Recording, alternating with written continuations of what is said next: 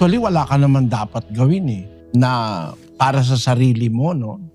Para maalis yung dinaramdam mo kamong hinanakit sa magulang mo. Gagawin mo, mag-iisip ka lang na kung kaya ang nanay mo, tatay mo, hindi nagkagustuhan, lilitaw ka kaya sa maliwanag? Magiging tao ka kaya? Magkakaroon ka kaya ng damdamin?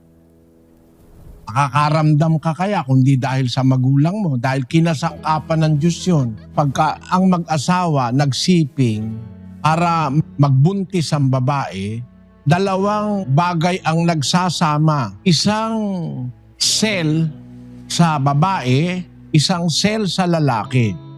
Ang cell na ito yung sa lalaki, sperm cell, sa babae yung egg cell.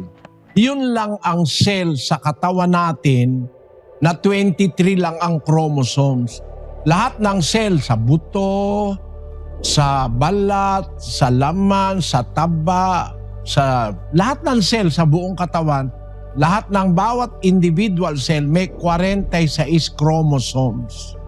Every human cell. Pero yung egg cell, 23 lang. Yung sperm cell, 23 rin. Yun ang nagkikita pag nagtatalik ang lalaki at babae para ma-fertilize yung itlog ng babae, 23 plus 23, makakabuo ng isang cell na may 46 chromosomes. Yun ngayon ang unti-unting magdi-divide para maging 2 cell, 4, parami ng parami, hanggang magkaroon ng tinatawag na fetus o yung nagiging bata. Kung hindi sa nanay mo at sa tatay mo na nag-contribute, di ka tao ngayon. Kahit ano pa ang magulang mo, kahit na gaano pa sila kasama, kahit ano pa ang hinanakit na naidulot nila sa'yo, ang gagawin mo lang, kakalimutan mo lang naman yun . Total, di ka naman patay. Kumpleto ka naman. Sa awa ng Panginoon, di ka bulag. Siguro kung pinagmalupitan ka nung ikaw ay bagong panganak, baka hindi ka nabuhay. Wala kasing taong nabubuhay na walang mag-aalaga. Ang tao hindi kagaya ng pawikan. Yung pawikan, pag ipinangitlog doon sa dalampasigan, tatakpan ng pawikan ng buhangin yung mga itlog niya. Pagdating ng tamang panahon, mapipisa yun. Walang nanay yan, walang tatay. Parang ulilang bata yan . Pero pag nakataka sila doon sa pinanggalingan nilang kung saan sila napisa, papunta yan sa tubig. Pag nakarating sa tubig yan, lawak-lawak na ng dagat. Huwag lang silang makakain ng ibang mga kumakain, lalaki na silang mag-isa. Parang yung isang manok na sisiw, yung manok na sisiw na yon, huwag lang makakain ng daga, pusa, aso, lalaki yung sisiw mag-isa. Pero ang tao hindi pwedeng ganon. Dapat may magpapadedi sa'yo. Yung sinasabing kasaysayan ni Tarzan, nalagaan ng mga unggoy. Maniwala ka rin, di totoo yun. Aalagaan ka ng unggoy, padididehin ka ba ng unggoy? Ka ba naman dededi ka sa unggoy? O kaya dededi ka sa gorilla? Hindi totoo yun. Ang tao kaya lang lumalaki, nagiging 1 buwan, 1 taon, 10 taon, 20. Mayroong mga kamay na humawak sa kanya, kumarga sa kanya, nagpakain sa kanya. Kaya kahit na bandang huli, ang paniwala natin, masama yung ginawa ng magulang natin sa atin, yon dapat na yon ay matakpan nung kanilang ginawa para ikaw ay lumaki at mabuhay.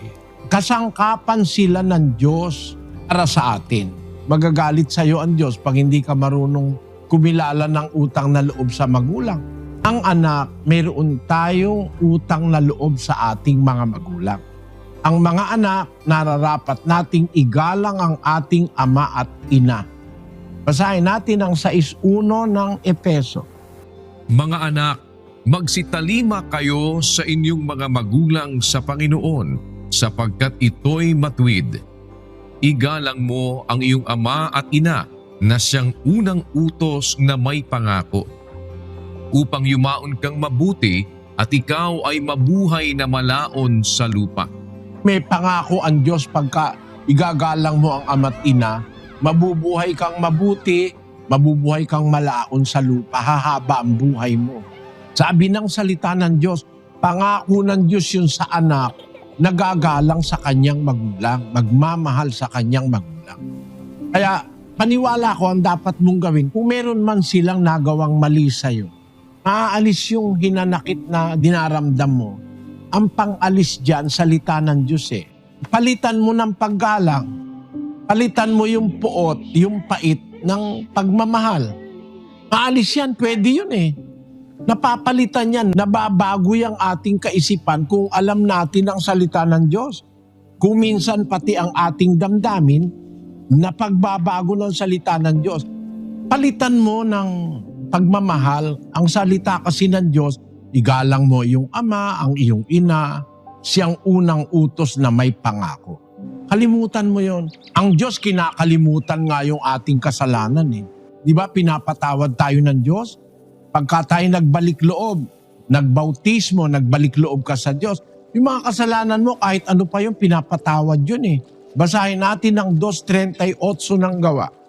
At sinabi sa kanila ni Pedro, mangagsisi kayo at mangagbautismo ang bawat isa sa inyo sa pangalan ni Hesukristo sa ikapagpapatawad ng inyong mga kasalanan at tatanggapin ninyo ang kaloob ng Espiritu Santo. Pag nagbautismo, tatanggapin mo ang kaloob, papatawarin ang kasalanan mo. Kung ang Diyos marunong magpatawad, tayo pa.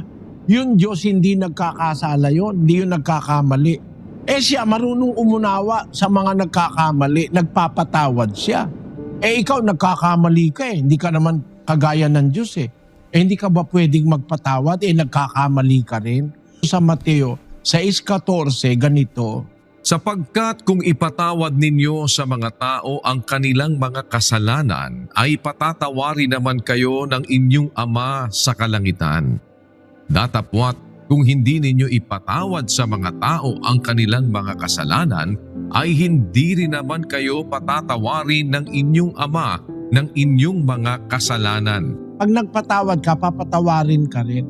Kaya siguro ang payo ko sa'yo, kalimutan mo na lang yung hinanakit mo sa magulang mo. Kung nagkulang sila sa'yo, kinasangkapan naman sila ng Diyos para maging tao ka at makakita ka ng liwanag. Kasi lahat ng pait pwedeng maalis ng salita ng Diyos. Lahat ng sukal ng kalooban, lahat ng kung ano-anong mga damdaming masama, naaalis yan ng salita ng Diyos eh. 15:3 ng 1, pakinggan mo. Kayo'y malilinis na sa pamamagitan ng salita na sa inyo'y aking sinalita. At doon sa Santiago 1:21, Kaya't ihiwalay ninyo ang lahat na karumihan at ang pag-apaw ng kasamaan at tanggapin ninyo na may kaamuan ang salitang itinanim na makapagliligtas ng inyong mga kaluluwa. hiwalay natin yung karumihan, mga kasamaan, pag-iisip, mga damdaming masama.